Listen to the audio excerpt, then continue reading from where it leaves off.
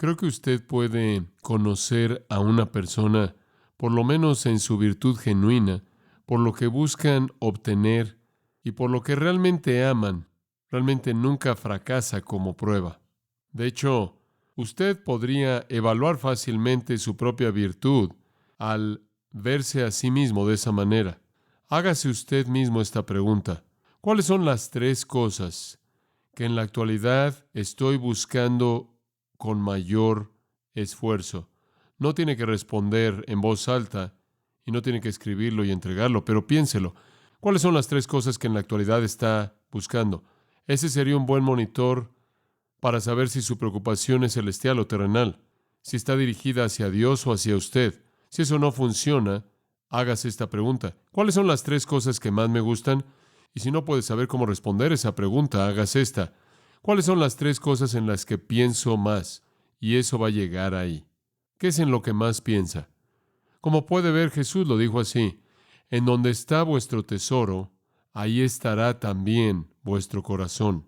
Usted siempre puede conocer la virtud verdadera de un hombre por la preocupación de su mente. En lo que piensa, revela en dónde está su tesoro, en dónde está su corazón, en dónde está su vida, en dónde está su concentración, en dónde está pensando la mayor parte del tiempo, en qué piensa la mayor parte del tiempo. Ahora, el propósito de Pablo en Colosenses 3, 1 al 4, es ayudarnos a ver en dónde debería estar nuestra concentración, en qué deberíamos estar pensando. Y la clave del pasaje pequeño está en el versículo 2. Poned la mira o sus pensamientos solamente en las cosas de arriba, no en las de la tierra. Ahora, lo que Pablo dice en este pasaje es muy simple y muy claro. El creyente debe estar pensando en las cosas celestiales. Es lo mismo que Jesús dijo cuando dijo: haceos tesoros en el cielo, porque donde esté vuestro tesoro, allí estará también vuestro corazón. Es lo mismo que Pablo dijo cuando dijo: todo lo verdadero, puro, justo, honesto y demás, piensa en estas cosas. ¿Qué le preocupa a usted? Pablo dice: su preocupación debe estar en las cosas de arriba y no en las cosas de la tierra. Ahora, permítame explicar esto en el contexto en el libro de Colosenses. Pablo, comenzando en el capítulo 3, llega a la parte práctica de su carta. Él acabó con la doctrina y la polémica o el argumento en contra de los falsos maestros en su mayoría, y él ahora va a tratar con el área práctica de su vida, habiendo establecido la doctrina verdadera de nuestro Cristo, habiendo establecido el argumento con los falsos maestros. Se concentra en vivir la vida cristiana y en vivir de esta manera con su mente puesta en las cosas de arriba y no en las cosas de la tierra. El poder para vivir la vida cristiana entonces está en concentrarse arriba, ver hacia arriba, por así decirlo. Ahora recordamos a partir del capítulo 2 que explicamos a fondo que la espiritualidad, según los falsos maestros, era algo que usted buscaba mediante 4 medios: sabiduría humana, y eso podría ser tan amplio como lo que ofrece la filosofía humana; legalismo, misticismo o asceticismo. Usamos esos términos y los definimos. Y los que promovían error estaban diciendo: la verdadera espiritualidad se encuentra en Cristo más la sabiduría humana. Cristo más guardar ciertos rituales y rutinas y leyes hechas por hombres. Cristo más ciertas visiones de adorar ángeles y ciertas experiencias extrañas y maravillosas y más profundas y más elevadas o lo que sea. O los ascéticos decían: la verdadera espiritualidad es Cristo más la abnegación total, la abnegación pura, la esclavitud total de uno mismo a una pobreza de vida. Y Pablo dice al final del capítulo 2, en el versículo 23, lo único que hacían con todas esas ideas era satisfacer su propia carne a pesar de toda la apariencia de sabiduría. Y se oye bien decir: la verdadera espiritualidad es Cristo más sabiduría humana, Cristo más guardar reglas y rituales, Cristo más visiones y experiencias maravillosas y más profundas y más elevadas, Cristo más abnegación total y demás. Se oye bien, pero lo único que eso hace es satisfacer la carne, porque la verdadera espiritualidad es Cristo más que nada. Y entre más pronto reconozca eso usted, más pronto va a quitar los ojos de las reglas hechas por los hombres y las religiones hechas por los hombres y colocar sus deseos en donde pertenecen. La preocupación del creyente no debe ser con las reglas y normas de los hombres, la sabiduría de los hombres, las visiones y experiencias de los hombres, la abnegación de los hombres. La ocupación verdadera del creyente que quiere realmente conocer la espiritualidad es concentrarse en la persona de Cristo. Eso es lo que él está diciendo. Y realmente eso condena todo sistema cuando Pablo dice al final, lo que hace es satisfacer la carne. La filosofía humana, el legalismo, misticismo y asceticismo no puede hacer que nadie mejore. No puede hacer que alguien sea espiritual. No puede salvar a nadie. No puede añadir ninguna dimensión a la espiritualidad. No tiene poder para enfrentar el deseo malo. No tiene poder para enfrentar la lujuria. No da victoria sobre la naturaleza más baja. Es moralmente impotente. Y debajo de la filosofía humana, debajo del legalismo, debajo del misticismo, debajo del asceticismo, florecen todos los vicios. Y la única manera en la que usted puede separarse de todo eso es tomar su mente y su corazón y sus procesos de pensamiento y sus motivos y llevarlos a la presencia de Cristo. Ahora recuerde que los cristianos colosenses estaban siendo atacados y estaban siendo atacados por un grupo de herejes, maestros falsos, y estaban diciendo, Cristo es insuficiente, Cristo no es suficiente para salvar o Cristo no es suficiente para llevarlo a la espiritualidad completa. Debe ser Cristo más estas reglas o enfoques hechos por los hombres. Pero es una historia antigua que el cielo hizo nacer hijos y no obtuvieron nada de la religión nacida de la tierra. Cristo es todo. Y entonces Pablo dijo aquí, obsérvelo ahora en el capítulo 3, versículo 1, si pues habéis resucitado con Cristo, buscad las cosas de arriba, donde está Cristo, sentado. Si quiere experimentar la victoria sobre la intimidación espiritual, si no quiere verse amenazado por todo esto que está enfrentando usted, tratar de decirle que usted no es espiritual porque usted no lo tiene, coloque sus deseos en donde pertenecen, en la presencia de Jesucristo. Él es todo. Y en su plenitud está todo el poder y todo el amor y todo el recurso para la vida cristiana. Ese fue su punto en el capítulo 2, versículo 10. Hemos visto esto una y otra vez. Y vosotros estáis completos en Él, quien es la plenitud. Ahora, Pablo ha mostrado cuidadosamente que estos falsos maestros que quieren que usted piense que la espiritualidad es cuestión de sabiduría sublime, o ritual, o rutina, o visiones especiales, o todas estas otras cosas, Él nos ha mostrado cuidadosamente que esto está mal. Usted debe evitar este tipo de enfoques a la espiritualidad porque están ligados a la tierra. No sirven. Y la afirmación positiva de la verdadera espiritualidad es tomar simplemente su corazón y mente y dejar que asciendan a la presencia de Jesucristo, quien se sienta a la diestra del Padre, y concentrarse en Él. Como Pablo lo diría en Efesios, vivir en los lugares celestiales. Deje de estar amarrado a la tierra. Enfoque su atención constante en el Cristo todo suficiente. No ande por todos lados buscando una regla nueva, un ritual nuevo, una visión nueva, una experiencia más profunda, una experiencia más elevada, un nuevo tipo de abnegación personal, una filosofía humana nueva particular. Simplemente enfóquese en Cristo, concéntrese ahí y déjelo ahí y experimentará lo que es suficiente para la espiritualidad. Ahora recuerde que los colosenses estaban siendo intimidados. Estos promotores del error estaban diciendo, ustedes podrían pensar que han llegado donde deben estar espiritualmente, pero no están en absoluto en donde deben estar. Han sido engañados. No han llegado al nivel espiritual que deben estar. No pueden hacerlo mediante Cristo únicamente. Ustedes tienen que tener estas otras cosas. Ustedes no tienen la plenitud, la totalidad de la espiritualidad a menos de que tengan estas cosas extras. Y entonces Pablo quiere que los colosenses sepan que eso no es verdad. Tienen todo al tener a Cristo. Y entonces Pablo establece de manera sólida la doctrina de Cristo, la suficiencia de Cristo en los capítulos 1 y 2. Ahora observe esto. Habiendo establecido la doctrina sólida de que Cristo es todo, Cristo es suficiente, entonces en el capítulo 3 él dice, ahora en base a esa doctrina, así es como deben conducirse. Debido a que Cristo es todo, no se preocupen por la sabiduría humana, no se preocupen por el resto de las cosas, simplemente concéntrense en Él. Él es todo lo que necesitan. Pero observe algo, y lo volvemos a ver una y otra vez, y voy a tomar un poco de tiempo para explicarlo, porque de manera indirecta va a llegar al problema de la intimidación espiritual del que hemos estado hablando. Pablo siempre va de la doctrina a la conducta. En toda la enseñanza de las Escrituras en el Nuevo Testamento, en todas las epístolas encontramos en primer lugar afirmaciones grandiosas de la verdad y después un llamado a conducirse de acuerdo con la verdad. Debido a que Cristo es la plenitud de todo, que llena todo en todo, debido a que Cristo es la cabeza del cuerpo, debido a que Cristo es aquel en quien la plenitud de la deidad mora, debido a que Cristo es la totalidad, debido a que Cristo es suficiente, Debido a que Cristo es todo, capítulo 3, enfócate en Cristo. Entonces usted tiene una exhortación práctica basada en un fundamento doctrinal claro. Ese es siempre, siempre el enfoque de Pablo. Lo que debemos hacer, ahora escucha esto, lo que hacemos como creyentes debe estar basado en doctrina sólida. Ahora observe, no en intimidación. Ese es su punto.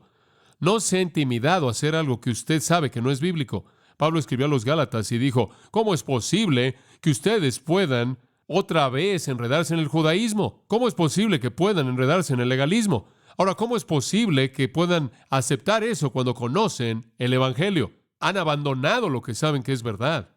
Y eso es incongruente. Su espiritualidad está basada en lo que usted conoce, en doctrina sólida. Ahora, los que intimidan no se preocupan por eso. Simplemente vienen y dicen, bueno, no eres espiritual si no haces esto y no haces esto y no haces esto, y nos hacen sentir culpables aunque no pueden defenderlo bíblicamente. Es algo peligroso cuando cualquier creyente busca un tipo de conducta que contradice las Escrituras. Cuando usted hace eso, usted realmente está entrando al fuego. No importa que alguien pueda venir y diga, bueno, lo siento porque estás afuera, porque no has experimentado esto, o no conoces esto, o no tienes el conocimiento más elevado de la vida profunda, o lo que sea, o lo que sea, lo que sea. No importa lo que digan, solo importa lo que la palabra de Dios dice. Y Pablo ha dicho durante 2 capítulos, lo único que necesitas es Cristo más nada. No se intimiden. Ahora recuerde que el último domingo por la noche le dijimos que estas 4 cosas son, como usted sabe, son algo que es visible en nuestra sociedad. Hay gente que viene y dice, ustedes cristianos, usted sabe, simplemente son fundamentalistas, no conocen nada, usted sabe, son tan estrechos en su manera de pensar. Lo que realmente necesitan es expander y entender algo de filosofía, incluir algo de sabiduría humana para que vaya junto con la palabra de Dios. Y algunas veces, como usted sabe, ser lo que se llama un fundamentalista, un evangélico estrecho, estricto ortodoxo, usted puede ser intimidado por ser así. He sido acusado de eso, hablando en campuses de universidades, de ser estrecho de mente y de ser un ignorante y de ser un biblicista con toda mi teología. Usted sabe, y me acuerdo una vez que hablé en algún lugar y me presentaron diciendo, les presentamos a John MacArthur, cuya esperanza no está edificada en nada más que las notas de Scofield y la imprenta de las Escrituras. Y como usted sabe, yo he enfrentado eso también, ese tipo de intimidación que lo hace sentir como un pigmeo mental porque usted cree en la Biblia. Y como usted sabe, usted no sabe todo acerca de la filosofía y eso es intimidante. Y después hay personas en nuestra sociedad que quieren intimidarnos en el área del legalismo. Hay muchos cristianos que dicen, bueno, no me importa lo que enseñas y no me importa que tú crees el Evangelio, tú no predicas en contra de esto y no dices que la gente tiene que hacer eso, y se meten en todos estos asuntos minúsculos legalistas que han desarrollado como un sistema de espiritualidad. Y lo hacen sentir a uno intimidado, como si usted realmente no es espiritual, porque usted no sigue su pequeña lista. Y claro, y hemos hablado de esto, está la gente carismática que quiere que usted se intimide porque usted no ha tenido una visión, o no ha tenido una experiencia estática, o no se ha reunido con un ángel, o no ha ido al cielo y ha regresado, o no ha experimentado algo fuera de lo normal. Usted simplemente es un cristiano normal, promedio, y usted realmente no ha llegado al nivel de super santo. Y después están los ascéticos que vienen y dicen, bueno, no puedes tener ese auto o vivir en esa casa y usar ese abrigo y ser un cristiano. La pobreza es el cristianismo de abnegación personal. No te has flagelado en la espalda. Y entonces podemos intimidarnos por lo mismo con lo que los colosenses estaban siendo intimidados. Pero escuche, nunca se intimide a menos de que haya una razón para hacerlo, y la única razón para intimidarse es que están presentando algo que es bíblico. Si no está en la palabra, simplemente siga haciendo lo que usted está haciendo y no los escuche. Y entonces el apóstol Pablo dice, no se dejen ser intimidados, Cristo es lo único que necesitan. Eso es la palabra de Dios, Él es todo, Él es suficiente. Ahora, cuando usted viola este principio, usted se mete en muchos problemas. Quiero darle algunas ilustraciones de eso. Pase en su Biblia 2 de Samuel, capítulo 6. Ahora, esta es una historia que usted pueda recordar. Fue refrescada en mi mente conforme estaba escuchando una cinta esta semana. Y el caballero que estaba enseñando enseñó algunas de estas cosas y realmente refrescó mi mente en el impacto de algunas de estas historias. Y pensé, bueno, estas se encajan bien y las voy a compartir con usted. Usted se acuerda de la historia, como yo también. David, el rey, deseó simplemente, acortando la historia, él quiso mover el arca. Él quiso mover el arca y el pacto Ahora, si usted fuera a regresar en la Biblia, al cuarto capítulo de Números y en los primeros 15 versículos, usted encontraría ahí una palabra muy clara acerca de cómo el arca debía ser movida. El arca era la representación de la presencia de Dios. Recuerde que el arca y el pacto tenía algunos anillos en el lado, y ahí se debían meter unas varas por los anillos, y esta arca nunca debía ser tocada. Las varas pasaban por los anillos y debían ser llevadas sobre los hombros de los levitas y nadie más, y de ninguna otra manera jamás debía ser transportada el arca. No había duda al respecto en eso. Eso es tan claro como la luz del día. Y entonces comenzamos en el versículo 3. David está moviendo el arca. Y colocaron el arca de Dios en un nuevo carro. Ahora, ¿qué están haciendo colocando el arca en un carro? La Biblia dijo que debían colocar el arca en los hombros de los levitas, cargándola con las varas para que nunca la tocaran. No va a ser en un carro, creo que David pensó, hombre, realmente le estoy haciendo a Dios un gran favor, no solo un carro, sino uno nuevo. Realmente la estoy colocando en un nuevo carro. Y la trajeron de la casa de Abinadab. Y de hecho él obtuvo esta idea a partir de los filisteos. Ustedes recuerdan ya atrás en el 6º capítulo de 1 de Samuel, los filisteos tuvieron el arca y no les gustó tener el arca porque terminaron con tumores y plagas y todo tipo de cosas y trajeron de regreso el arca en un carro.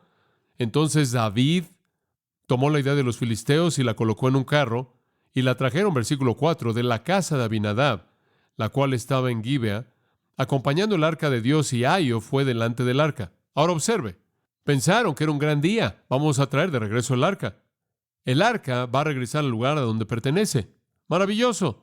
Y entonces David y toda la casa de Israel tocaron delante de Jehová con todo tipo de instrumentos hechos de madera y arpas y salterios y címbalos y otros instrumentos. Estaban disfrutando de un tiempo tremendo, adorando y alabando a Dios. Simplemente fue maravilloso. Dice usted, ¿acaso Dios no se agrada con su adoración? ¿Acaso Dios no está emocionado con su alabanza? Esto es maravilloso. Y cuando llegaron a la era de Nacón, Usa estiró su mano al arca de Dios y la detuvo porque los bueyes la sacudieron. Va avanzando y llegan a la era de Naco y se mueve y parece que se va a caer. Y el buen Usa, hombre, está inmerso en la adoración a Dios y él estira la mano. Hombre, no quiere que esa arca toque el suelo. Digo, fue un acto de adoración, fue un acto de honor para esa arca. Él estaba haciendo lo que su corazón le dijo que hiciera. No dejes que esa arca toque el suelo, esa cosa sagrada. Y el versículo 7 dice, la ira de Jehová se encendió en contra de Usa y Dios lo hirió ahí por su transgresión y él murió por el arca de Dios. Dice usted, ¿qué es lo que está pasando aquí? Le voy a decir lo que está pasando aquí. Dios no quiere su adoración a menos de que vaya junto con su palabra. Y su palabra es no toques el arca. ¿Ve el punto? Dios no la aceptó. Hay gente que diría, bueno, ¿cómo puedes criticar a los pentecostales o a los carismáticos? Están adorando a Dios, están tratando de amar a Dios, y están tratando de adorar a Dios, y están tratando de alabar a Dios. Ciertamente Dios no les va a dejar entrar en el error en esa área. Usted podría hacerse la misma pregunta. ¿Por qué es que Dios permitió que esa arca comenzara a deslizarse ahí en la era de Nacón? Dígame, Dios pudo haber detenido eso. Él pudo haber aplanado el suelo, pero fue una lección para todos los tiempos que Dios es adorado únicamente cuando su palabra es obedecida. Y cuando Usa tocó el arca, él desobedeció porque ningún hombre en ningún momento, bajo ninguna circunstancia, debía tocar el arca. ¿Entiende usted? Usted no adora a su manera. Usted no decide, bueno, simplemente voy a adorar a Dios en una manera totalmente nueva que acabo de experimentar. A Dios no le interesa eso. Y el enojo de Dios fue encendido y Usa cayó muerto. Pobre hombre. Este querido hombre simplemente haciendo esto, y va ahí, está disfrutando de un gran tiempo, cantando, celebrando, y pega contra un bache. Y su corazón simplemente él estiró su mano, hizo lo que sus emociones le dijeron. Escuche, si su mente hubiera sido gobernada por la palabra de Dios, él habría mantenido su mano lejos y él habría estado vivo. Pero él fue gobernado por sus sentimientos. Eso es muy peligroso. No adore a Dios con sus sentimientos independientemente de su palabra. ¿Se da cuenta? Quizás Dios quería que el arca estuviera fuera del carro para que los levitas pudieran recogerla y cargarla de la manera correcta. ¿Quién sabe? Pero con frecuencia estas personas que quieren intimidarnos vienen y dicen, bueno, estamos adorando a Dios, simplemente estamos alabando a Dios, esta es nuestra manera de hacerlo. Dios no está interesado en su manera de hacer las cosas, Él está interesado en hacerlo a su manera. Y David se sintió mal, versículo 8. Y se entristeció David por haber herido Jehová a Usa, y fue llamado aquel lugar Pérez Usa hasta hoy. Y temiendo David a Jehová aquel día dijo, ¿cómo ha de venir a mí el arca de Jehová? Ahora estoy en problemas. ¿Cómo voy a hacer que esto llegue a donde debe estar? De modo que David no quiso traer para sí el arca de Jehová a la ciudad de David, y la hizo llevar David a casa de Obed-edom, geteo. Y estuvo el arca de Jehová en casa de Obed geteo 3 meses, y bendijo Jehová a Obed-edom y a toda su casa. Versículo 11. Simplemente tuvieron un gran tiempo, y David dijo, esto es ridículo. ¿Por qué debo dejar eso ahí? Y Obed-edom está feliz, recibiendo toda la bendición. Voy ahí. Entonces David fue, y llevó con alegría el arca de Dios de casa de Obed-edom a la ciudad de David. Y aparentemente la trajeron de inmediato. Y cuando los que llevaban el arca de Dios habían andado 6 pasos, él sacrificó buey y un carnero engordado. Y ahí está la idea. Lo hicieron bien. Y David danzaba con toda su fuerza delante de Jehová. Y él estaba allá afuera. De hecho, él tenía su efod de lino. Él se quitó todas sus cosas reales y él simplemente está ahí como uno de los hombres normales, como uno de la gente. Está disfrutando de un gran tiempo. Y trajeron el arca y estaban gritando y el sonido de trompeta. Ahora tiene lo mismo en el versículo 15 que usted tiene en el versículo 5. Una es aceptable y una no, porque una está según la verdad revelada de Dios y una no. ¿Se da cuenta? Dios no quiere que la gente lo adore en su propio método prescrito. Él quiere adoración que es coherente con su revelación. Y entonces simplemente porque alguien viene y dice, bueno, estamos adorando a Dios de esa manera, nuestros corazones están bien, nuestros motivos están bien, también estaban bien los de Usa. Pero él simplemente no tuvo suficiente conocimiento de la palabra de Dios para protegerse a sí mismo de la disciplina de Dios. Permítame mostrarle otra ilustración. 1 Samuel 15. Ahora básicamente le da el mismo pensamiento. 1 Samuel 15. Esta es la historia de Saúl. Él tuvo una situación semejante. Samuel le dijo a Saúl en el 15:1 de 1 Samuel. 1 Samuel 15:1. Samuel le dijo a Saúl, Jehová me envió a ungirte como rey sobre su pueblo, sobre Israel. Ahora escucha la voz de las palabras de Jehová. Ahora ese es el elemento básico en la vida de cualquier persona. Escucha las palabras del Señor. Escucha, porque ese es el criterio de bendición. Escucha. Y entonces Jehová dijo, me acuerdo lo que Amalec le hizo a Israel, cómo él lo esperó, cuando él subió de Egipto y ahora ve y mata a Amalec y destruye todo lo que tienen. No perdone, sino mata a hombre y mujer, infante y niño, buey y oveja, camello y asno. Dios dice, tú vas y mata todo amalecita, padre, madre, hijos, bebés, bueyes, cabras, ganado, ovejas, todo, mátalos. Y Dios estaba quitando un cáncer del mundo. Y Saúl congregó al pueblo y los contó en Telaim. 200,000 hombres de a pie, 10,000 hombres de Judá. Saúl vino a la ciudad de Amalec, esperó en el valle, y Saúl le dijo a los cenitas, salgan, vayan, salgan de en medio de los amalecitas, o también van a perecer. Más vale que se vayan mientras todo va bien, porque vosotros mostrasteis bondad hacia los hijos de Israel cuando salieron de Egipto. Entonces los cenitas partieron de entre los amalecitas, y Saúl hirió a los amalecitas desde Ávila hasta Sur. En otras palabras, de frontera a frontera.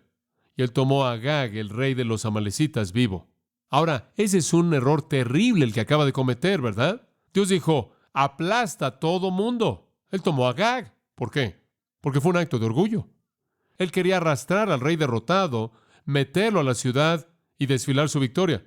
La Biblia dice que él tomó a Agag, el rey de los amalecitas, y destruyó totalmente al pueblo con el filo de la espada. Pero eso es malo, esa palabra. Saúl y el pueblo perdonaron a Agag. ¿Por qué? Porque era agradable tener al hombre para que pudieran jactarse sobre él. Y perdonaron lo mejor de las ovejas, los bueyes, los corderos y todo lo que era bueno, y no lo destruyeron totalmente, sino que todo lo que era vil y menospreciable lo destruyeron totalmente. Ahora Dios le dijo que hiciera ¿qué? Él dijo, acaba con todo. ¿Qué hizo Saúl? Él se quedó con algo. Entonces vino palabra de Jehová a Samuel en el versículo 10, me arrepiento. E incidentalmente la palabra hebrea aquí no tiene que ver tanto con el cambio de mente, sino tristeza. Me entristece que he colocado a Saúl como rey, porque él se ha desviado de seguirme y no ha cumplido mis mandamientos. Y entristeció a Samuel y él clamó a Jehová toda la noche. Ahora ya hay un hombre sensible. ¿Sabe usted lo que hizo que Samuel llorara? Un hombre que no obedeció la palabra de Dios. Y cuando Samuel se despertó temprano y se encontró con Saúl en la mañana, y Saúl vino a Carmel, aquí lo colocó en un lugar, y pasó a Gilgal, versículo 13. Y Samuel vino a Saúl y le dijo, bendito seas tú de Jehová. Saúl le dijo a Samuel, he cumplido el mandamiento de Jehová. Oh Samuel, me da tanto gusto verte. He hecho lo que Dios dijo. Samuel dijo, oh sí. ¿Cómo es posible que oiga el ruido de ovejas y de bueyes? ¿Qué está pasando? Y Saúl le dijo, ¿qué está pasando? Y Saúl dijo, oye, ellos los han traído de los amalecitas, porque el pueblo perdonó a lo mejor de las ovejas y de los bueyes para sacrificarlo al Señor tu Dios. ¡Ah, qué bueno! ¿Cómo puedes derribar ese tipo de motivo? Él va a adorar a Dios. Eso es maravilloso, Saúl. ¡Qué buena idea! Saúl tiene una mejor idea que Dios. Dios tuvo una buena idea, pero a Saúl se le ocurrió algo en lo que Dios no había pensado. ¡Qué maravilloso! ¿Por qué nada más matar todo? Podemos sacrificarlas a Dios. Tendremos un servicio de adoración. Es fabuloso. Samuel le dijo a Saúl, quédate y te diré lo que Jehová me dijo esta noche. Él le dijo, quédate. Y Samuel dijo, cuando fuiste pequeño a tus ojos, cuando no eras un nadie, cuando no habías sido hecho a la cabeza de las tribus de Israel y Jehová te ungió por rey sobre Israel, ¿acaso Jehová no te hizo lo que eres cuando eras un nadie? Y la implicación es que, ¿quién te dio el derecho de usurpar la autoridad sobre el Dios que te hizo lo que eres? Y Jehová te envió en un viaje y te dijo, ve y mata a los pecadores, los amalecitas, hasta que sean consumidos. ¿Por qué no obedeciste la voz de Jehová, sino que te quedaste con el botín e hiciste mal a los ojos de Jehová? Y Saúl le dijo a Samuel, espera un momento, he obedecido la voz de Jehová. Él es muy persistente. Fui por el camino que Jehová me envió y traje a Agag, el rey de Amalec, y destruí absolutamente a los amalecitas. Y el pueblo tomaron el botín, y a las ovejas y a los bueyes, lo mejor de las cosas, y notará ahora que no es tan buena idea que él se quedó fuera, y él está culpando a la gente. Digo, es un acto de adoración y sabe que alguien va a venir, no es esto, pero yo sé esto, quizás no, pero es así. Yo estoy adorando a Dios a mi propia manera. Si no experimentas esto, o te estás perdiendo de la bendición más grande. Entonces, ¿cuál es la respuesta en el versículo 22? Y Samuel dijo esto, ¿se complace Jehová en holocaustos y sacrificios como en qué? ¿Como en obedecer la voz de Jehová? Aquí obedecer es mejor que el sacrificio. El escuchar que la grosura de carneros. Es mucho mejor obedecer la palabra de Dios que inventar tu propio sistema independiente de adoración experimental. No quiero que se intimiden por personas que vienen y dicen, bueno, tenemos una experiencia de adoración, no es como la suya. Cosas maravillosas pasan. El Señor se nos aparece y todo tipo de cosas místicas están pasando y usted está ahí sentado diciendo, bueno, no las puedo encontrar en la Biblia. Bueno, en la Biblia dice, Dios no quiere su adoración inventada por usted mismo, Él simplemente quiere su obediencia. Y rebelarse en contra de eso, versículo 23, es como el pecado de adivinación. Si usted va a desobedecer la palabra de Dios, mejor vaya a saber a una medium y juegue con el ocultismo. Y la razón por la que digo esto es simplemente esto.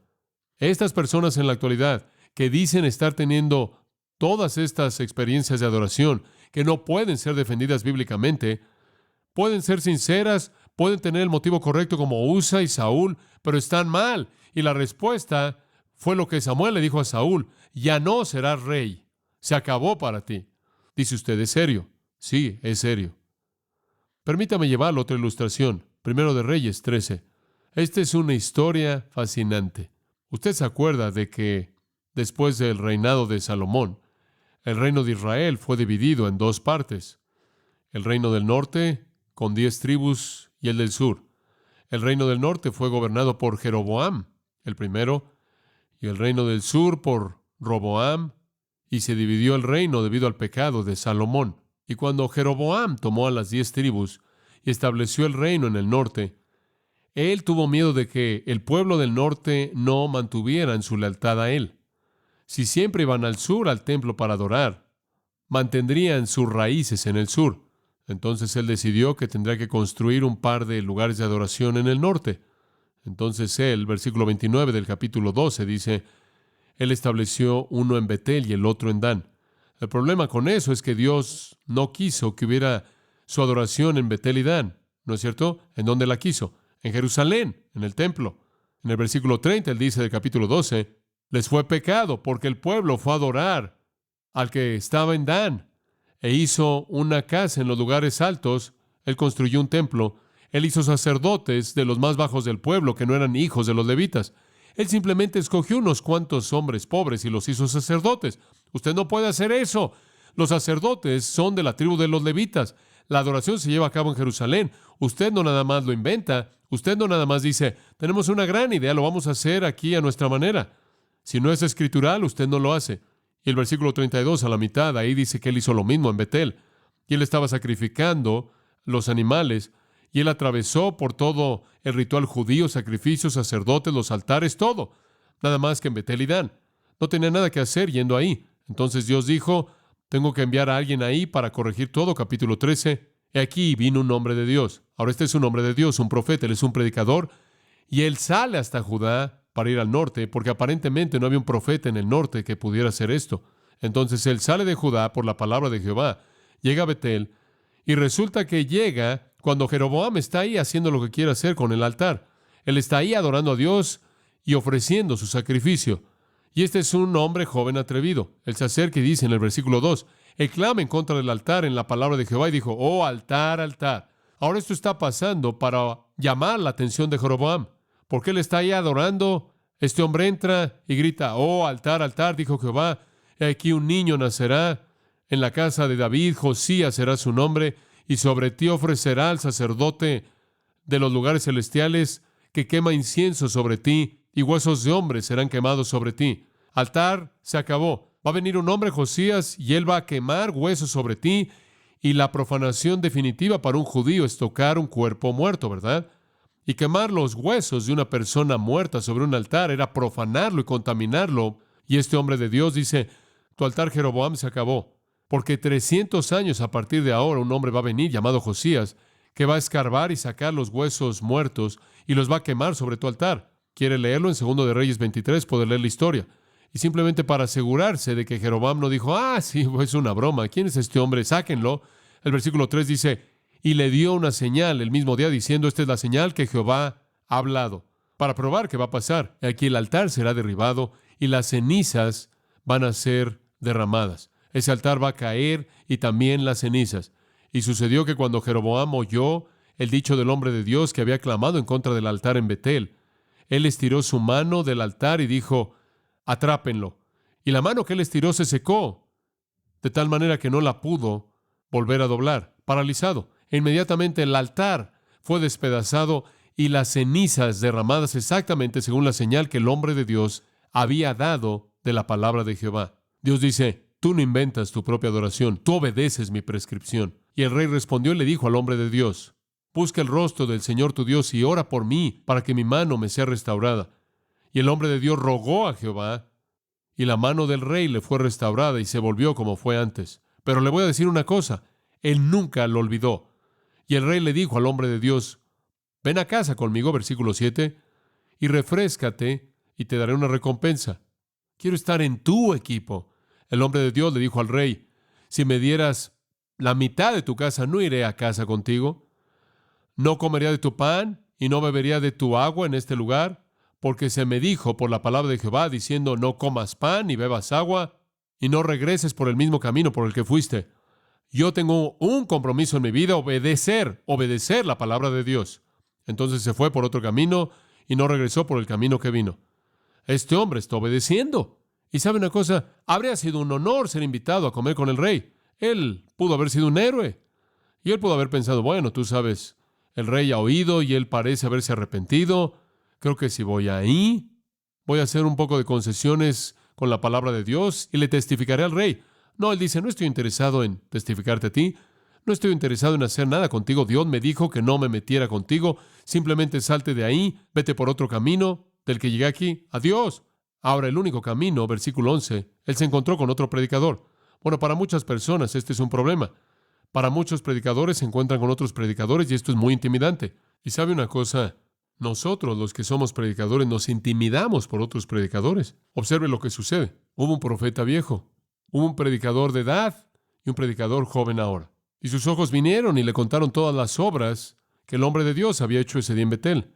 Bueno, este profeta de edad, hombre, usted sabe, él era un profeta verdadero. Ambos lo eran. Él había luchado. Él debió haber pensado, oh, ¿no es maravilloso tener un hombre joven tan atrevido? Oh, cuán maravilloso que él hizo eso. ¿Por qué no tuve yo la valentía de hacer eso? ¿Por qué es que Dios no me llamó? Hombre, ese joven, me encantaría conocer a ese joven. Hombre, me encantaría tener algo de comunión con ese joven de Dios. Y entonces se envió por él. Y él envió a sus hijos. Vayan por él. Enalbarden el asno. Y él enalbardó su asno y salió. En el versículo 14, y buscó al hombre de Dios y lo encontró sentado bajo un árbol. Él simplemente está descansando camino de regreso a Judá. ¿Eres tú el hombre de Dios que vino de Judá? Y él dijo, yo soy. Él dijo, entonces ven a casa conmigo y come pan. Hombre, él ha estado caminando por un rato. ¿Tiene hambre? ¿Tiene sed? ¿Quiere un lugar para descansar? Él dijo, quizás yo no puedo regresar contigo, ni ir contigo, ni comeré pan, ni beberé agua contigo en este lugar. Él se oye como un disco rayado. Es la misma línea que dio antes. Dios le dijo, Dios me dijo qué hacer, voy a hacer lo que Dios me dijo que hiciera, no voy a discutir ya esto más. Usted podrá decir, bueno, tenemos que tener comunión con todo mundo. No, Dios trazó algunas líneas para él. Pero ¿cómo podría dañarlo? Dios no quiere que diseñe su propio ministerio. Él quiere que obedezca al Dios que se lo dio. Pero observe cómo es intimidado. Me fue dicho, versículo 17, por la palabra de Jehová, eso lo cierra. Y él le dijo, el hombre de edad, yo también soy un profeta como tú. Yo soy un predicador. Ahora observe esta intimidación. Y un ángel me habló por la palabra de Jehová diciendo, tráelo de regreso contigo a tu casa para que él coma pan y beba agua. ¿No es eso intimidante? Ven a mi casa. No puedo. Dios me dijo que no lo hiciera. Pero un ángel vino a mí y me dijo que debes hacerlo. Eso es muy intimidante. Alguien le va a decir a usted, oh, yo sé que la Biblia no habla de eso, pero tuve una visión. Tuve una palabra directa del Señor. Un ángel vino a mí. Y simplemente recuerde Gálatas 1. Si un ángel viene y predica algo diferente de lo que usted sabe, lo que es la palabra de Dios, sea que anatema, maldecido, maldito. Ese es un diablo vestido como un ángel de luz. Lo que sucede es que este profeta joven ahora está en el dilema de aceptar la palabra de Dios conocida, revelada, o creer que Dios está hablando a través de la experiencia de alguien más. ¿Se da cuenta? ¿Qué hizo? Versículo 19. Él se fue con él y comió pan en su casa y bebió agua.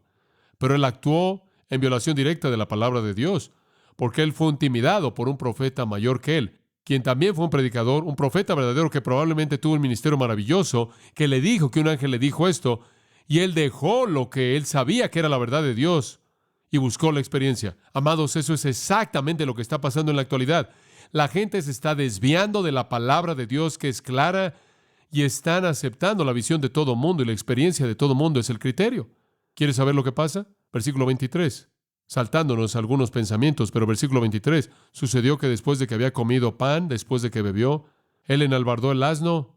Esto es para el profeta, quien había traído de regreso. Y cuando él se fue, un león lo encontró en el camino y lo mató. ¿Sabe usted lo que le pasó al joven? Dios envió un león y un león lo mató. Dice usted, ¿por qué es que Dios hizo eso? Su cadáver fue aventado en el camino y quiero que vea algo interesante. Y el asno estuvo junto a él y el león estuvo junto a él. ¿Quieres saber algo? El león no comió el cuerpo y el león no atacó al asno. ¿Sabe por qué? Dios quería que usted supiera eso. Porque ese no fue un león hambriento, ese fue un agente divino de juicio. Dios le quitó la vida a ese profeta así de rápido. ¿Por qué? Porque él colocó la experiencia de alguien más por encima de lo que él sabía que era la palabra de Dios. Como puede ver, hacer eso es algo peligroso. Ese no es el criterio. Usted no inventa sus propias actividades de adoración, usted no inventa su propia religión a su estilo, y usted no toma la experiencia de alguien más como algo de autoridad si viola lo que usted sabe que es la revelación de Dios. Y la gente puede venir y decir, tuve esta experiencia y he tenido esta experiencia, y lo único que tiene que decir es sí, pero tengo esta palabra de Dios, y eso es suficiente. Usted no necesita intimidarse por la gente que quiere decirle, estás perdiéndote de algunas experiencias, o tienes que salir en fe y creer a Dios por estas cosas. Un hombre se me acercó después del último domingo por la noche, Varias personas se me acercaron el domingo por la noche pasado, pero un hombre en particular y dijo, la razón por la que no experimentas estas cosas es porque no crees. Y yo dije, yo no creo que. No creo que experimentaré algo fuera de lo que la palabra de Dios dice que yo debo experimentar. Mi Biblia me dice claramente que estas cosas que la gente está diciendo que pasan no son para el día de hoy. Y no voy a dejar que su experiencia me intimide porque no quiero salir allá afuera y ser comido por un león. Tengo que cuidar de mi esposa, hijos y de todos ustedes. ¿Y cómo pasó eso? Versículo 26. Y el profeta que lo trajo de regreso del camino oyó de eso y dijo, es el hombre de Dios que fue desobediente a la palabra del Señor. Por lo tanto, el Señor lo entregó al león, que lo despedazó y lo mató. ¿Quiero oír algo interesante? Dios aparentemente no hizo tan responsable al profeta mayor por su ignorancia como al profeta joven por el conocimiento que tenía. Para alguien que es creado en eso y no sabe nada de eso, hay una disciplina menor por parte de Dios que quizás de lo que hay para alguien que conoce lo que es mejor y le da la espalda a la verdad de Dios a cambio de la experiencia de alguien más. Una verdad muy seria. Como pueden ver, cristianos no necesitan intimidarse por la religión humana. Usted simplemente dependa de la palabra de Dios. Obedecerla es mejor que su propio estilo personal de sacrificio o su religión que usted ha inventado. No debemos buscar lo espectacular, debemos buscar la obediencia. Ya hemos experimentado el cambio radical en nuestras vidas, tan radical que no puedo imaginar algo más radical. Hemos entrado en una nueva vida y todo lo que necesitamos ya es nuestro. Y lo que Pablo está diciendo, y voy a amarrar esto con Colosenses, aunque usted no lo crea, lo voy a hacer. ¿Qué es lo que Pablo está diciendo? Él está diciendo, miren, no necesitan intimidarse, acepten lo que la palabra les dice que tienen. ¿Y qué es lo que la palabra les dice que tienen? En Cristo, ustedes tienen ¿qué? Todo. Mi Dios, dijo Pablo en Filipenses, suplirá ¿qué? Todo lo que os falta conforme a sus riquezas en gloria en Cristo Jesús. Por Cristo Jesús, todas sus riquezas son de ustedes. Están completos en Él. Una verdad tan poderosa. ¿Qué es la espiritualidad verdadera? Véala en Colosenses 3. La verdadera espiritualidad es simplemente concentrarse en Cristo, estar consciente de Cristo. Solía contar la historia del indio de edad que vino a la iglesia y se sentó en la primera fila semana tras semana y alguien se le acercó una semana y le dijo, tonto, fuera cual fuera su nombre, ¿por qué llegas temprano y te sientas ahí? Él dijo, yo llegar temprano, yo sentarme, yo pensar Jesús. Me gusta eso. La preocupación del cristiano es Cristo. Si pues habéis resucitado con Cristo, buscad las cosas de arriba, donde está Cristo, a la diestra de Dios. Poned la mira en las cosas de arriba y no en las cosas de la tierra, porque estáis muertos y vuestra vida está escondida con Cristo en Dios. Cuando Cristo vuestra vida se manifieste, entonces vosotros también os manifestaréis con Él en gloria. Escuche, lo que Él está diciendo en todo eso, está Cristo, es todo. Su vida entera está envuelta con Cristo, enfóquese en Él, todo está ahí, todo es suyo. Y no deje que nadie lo intimide usted con experiencias inventadas por los hombres, o reglas inventadas por los hombres, o una religión inventada por los hombres. Este es un llamado a la verdadera espiritualidad, y la verdadera espiritualidad significa que usted mira hacia arriba y ve a Cristo. Segunda de Corintios 3:18, simplemente quiero que lo mantenga en mente. Segunda de Corintios 3:18 dice esto, pero nosotros todos, mirando a cara descubierta, el velo es quitado en Cristo, mirando como en un espejo la gloria del Señor, somos transformados en la misma imagen de gloria en gloria como por el Espíritu del Señor. Ahora ese versículo podría confundirlo un poco. Permítame decirle lo que significa. Como creyente usted tiene una preocupación. Usted simplemente enfóquese en Cristo. Y conforme usted se enfoca en Cristo y está perdido en su gloria, de manera imperceptible el Espíritu de Dios comienza a transformarlo a su imagen, de un nivel de gloria al siguiente nivel de gloria, al siguiente nivel de gloria, al siguiente nivel de gloria. Ese es crecimiento verdadero. Madurez verdadera, espiritualidad verdadera. Esa es la única contemplación que un cristiano necesita. Un cristiano no necesita contemplar la filosofía humana. Un cristiano no necesita volverse un legalista y sentarse viendo todo tipo de listas de reglas. Un cristiano no necesita ser un místico y sentarse en un rincón y contemplar su ombligo hasta que algo estático le pasa. Un cristiano no necesita ser un ascético. Un cristiano necesita concentrarse en Jesucristo y conforme nos concentramos en Cristo, de manera imperceptible, el Espíritu de Dios lleva a cabo su obra, y eso es lo que el versículo está diciendo. Somos cambiados en la misma imagen por el Espíritu Santo. Dice usted, pero John, ¿cómo te concentras en Cristo? Usted tiene que levantar su mente del mundo y colocarla en las cosas de arriba. Le dije la semana pasada que Marvin Ford dijo que él fue al cielo y regresó. ¿Sabe lo que el cristiano tiene que hacer? Ir al cielo y quedarse ahí.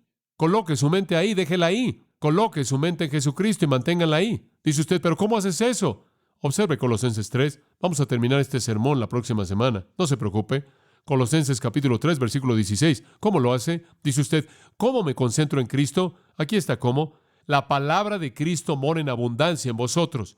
¿Quiere contemplar a Cristo? Métase al libro. Y entre más estudia la palabra, y entre más está saturado por la palabra, entre más la palabra domina sus pensamientos, Cristo está más frente a su mente. El querido Usa de edad, si hubiera estado entregado a la palabra, si él hubiera conocido la palabra y la palabra hubiera gobernado su vida, cuando las emociones comenzaron a reaccionar hacia eso, él se habría detenido. Y hay cristianos en la actualidad que si realmente estuvieran saturados por la palabra de Dios y realmente conocieran la palabra de Dios, cuando sus emociones tienden a buscar algo, se detendrían y harían lo que saben que la Biblia enseña que hagan. No lo que sus emociones quieren que hagan, aunque sus motivos parezcan estar bien en el momento. Entonces usted deja que la palabra de Cristo more en abundancia en usted. Ahora, conforme usted estudia la Biblia y conforme usted estudia la palabra de Dios, conforme la lee y conforme satura su vida, entonces Cristo está en su mente consciente y comienza a colocar su cabeza en los lugares celestiales. Y en cierta manera se queda suspendido. Eso es lo que Pablo quiso decir cuando él dijo en Efesios, somos bendecidos con toda bendición espiritual. ¿En dónde? En los lugares celestiales. Y algunos cristianos andan por todos lados diciendo, no sé dónde están todas las bendiciones. ¿Sabe por qué? Porque está en el lodo. Tiene que irse al cielo y quedarse ahí. Súbase ahí. Le voy a decir una cosa. Una vez que ha tomado ese paso, y una vez que usted realmente ha hecho el compromiso de pensar en Cristo y concentrarse en Jesucristo y concentrar sus pensamientos en Cristo y dejar que Cristo sea el centro de su vida, entonces usted va a ver algunas cosas en su vida que nunca antes vio. Usted es un cristiano y dice, bueno, tú sabes, yo recibí al Señor hace mucho tiempo atrás, pero realmente no he hecho nada. Y hombre, oí a este hombre, o hice este compromiso o algo, y hombre, desde ese entonces, fantástico, ¿qué pasó? Bueno, se enfocaron en los lugares celestiales. Entraron al lugar donde está el trono y comenzaron a tener comunión con Jesús. Salieron del caño, quitaron sus mentes de cosas materiales y colocaron sus pensamientos en el cielo. Ptolomeo solía enseñar que el centro del sistema solar era la Tierra y todo giraba en torno a ella. ¿Se acuerda? La teoría de Ptolomeo. La Tierra es el centro del universo y todo gira alrededor de la Tierra. Eso duró 1300 años. ¿Puede creer eso? Por 1300 años el mundo creó eso. Finalmente Copérnico vino y dijo, no, el Sol es el centro de nuestro sistema solar y todo gira alrededor del Sol. ¿Cuál es el centro de su sistema solar? ¿La Tierra o el Sol? ¿La Tierra o el Hijo de Justicia? ¿Dónde está su enfoque? ¿Cuáles son las tres cosas que usted ama más, en las que más piensa, más quiere? ¿Sabe qué es lo único que usted necesita? Cristo y el enfoque en Él y concentrarse en Él. Eso es todo. Él es suficiente. No se intimide por la religión inventada por alguien más. Cristo es lo único que usted necesita y usted tiene todo lo que puede tener por parte de Él. Y realmente creo, y lo sé a partir de mi propia vida, no es que estamos diciendo que hay una segunda gran obra y de pronto usted atraviesa por una gran experiencia y tiene esto. Pero hay un momento en su vida cuando usted llega al punto en el que creo que usted dice, estoy listo para vivir en los lugares celestiales. Estoy cansado de estarme revolcando en el lodo. Quiero subir ahí a donde yo pertenezco y disfrutar de algunas de las bendiciones que están ahí para mí. Y una vez que usted prueba algo de ello, a partir de ahí, la vida comienza a significar algo. El doctor Barnhouse solía contar una historia de cuando él estuvo en el campo misionero visitando una pareja joven. Estaban sentados tomando té y simplemente eran recién casados. Y se fueron de inmediato al campo misionero y estaban hablando de cómo fue su compromiso y el cortejo y todo eso, usted sabe. Y el joven dijo, él dijo, ella nunca me dejó besarla hasta que nos casamos. Y como que se rieron de eso. Bueno, eso es maravilloso. Pero él dijo, después de que nos casamos y la besé por primera vez, el resto fue fácil.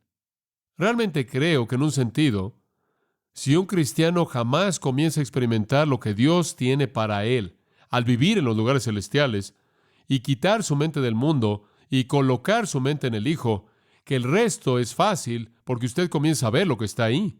Y es trágico ver a tantos cristianos que están aquí en el mundo tratando de buscar la definición del mundo de una experiencia religiosa para hacerlos felices, cuando lo único que necesitan es dejar todo eso, concentrarse en Jesucristo, y conforme están perdidos en Él, conforme se concentran en Él y son transformados a su imagen de un nivel de gloria al siguiente, comienzan a experimentar lo que Dios quiso cuando Él dijo que serán bendecidos con toda bendición en los lugares celestiales.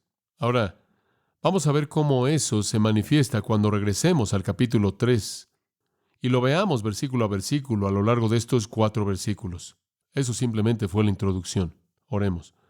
Gracias, Padre, por nuestra comunión en esta noche, simplemente por la oportunidad de comenzar a pensar en algunas cosas grandiosas. Estoy agradecido contigo porque no necesitamos intimidarnos. Estoy agradecido contigo porque no tenemos que estar tambaleándonos tratando de saber la experiencia de qué persona es válida y qué podemos hacer que sea legítimo y quién está bien y quién está mal, sino que simplemente podemos aferrarnos a la palabra de Dios y simplemente podemos aferrarnos y saber que es verdad. Ayúdanos a ser como ese joven de Dios, a decir no. La palabra de Dios dijo, tengo que hacerlo y lo voy a hacer. Y ayúdanos a que nunca lleguemos al punto en el que dejamos que alguien nos intimide con una visión o con cualquier otra cosa. Pero ayúdanos a darnos cuenta de que nos aferramos al libro, y si no se permite en la palabra de Dios y la palabra de Dios es clara, y vamos a obedecer.